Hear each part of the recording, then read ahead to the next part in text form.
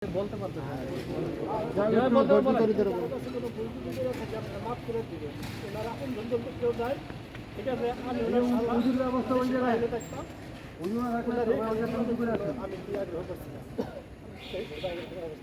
আমার বোনটা নিয়ে এখানে থাকতো, উনি আর আমার বোনটাই শুধু এখানে থাকে। রাহুল বলতে আর কেউ নাই, যদি কোনো ভুল ত্রুটি থাকে মাফ করে দেবেন। আর যদি উনার মানে উনি কেউ ওনার কাছে কোনো টাকা পয়সা দেনাপানা থাকে আপনারা যোগাযোগ করতে পারেন।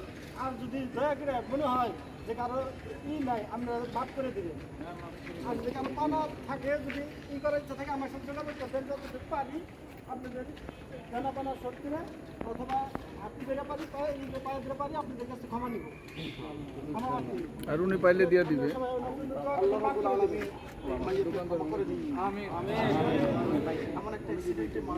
সবাই জানেন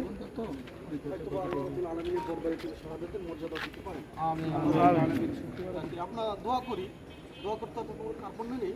আল্লাহ রাব্বুল আলামিন তাকে শাহাদাতের মর্যাদা দান করুন। আমিন। তিনি ছিলেন একজন পথযাত্রীর মতো।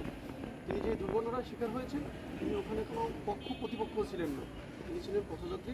আল্লাহ রাব্বুল আলামিন তাকে মাফ করে রেখে এবং তাকে জান্নাতি হিসেবে কবুল করে নেন। আমিন। ফরজে কিফায়া জানাজা নামাজ তার 4 তাকবীরের সাথে এই ইমামের পিছনে এই মাইয়াতের জন্য আদায় করতেছে আল্লাহ। এরপরে সালাত হবে, তারপরে একটা তাকবীর হবে, তাকবীর হবে 200, আর একটা তাকবীর হবে। তাকবীর করে যদি চতুর্থ তাকবীর যদি আপনারা পারেন, যুনুবানা ওয়া কাফির আন্না সাইয়্যাতিনা ওয়া তাওফানা মা'আল আবরার। আমিন। এই মাইয়াতের জানাজা নামাজ আমরা আদায় করলাম। আমিন। আমিন। এই মাইয়াতকে আপনি কবরের মধ্যে জান্নাত হিসেবে কবুল করুন। আমিন। তার কবরের মুনকার নাকিরের সওয়ালের জবাবকে আপনি সহজ করুন। আমিন। তার কবরের সাথে মদিনা ওয়ালার কানেকশন করুন। আমিন। আমাদেরকেও আল্লাহ ঈমানের সাথে আপনি কবুল করুন।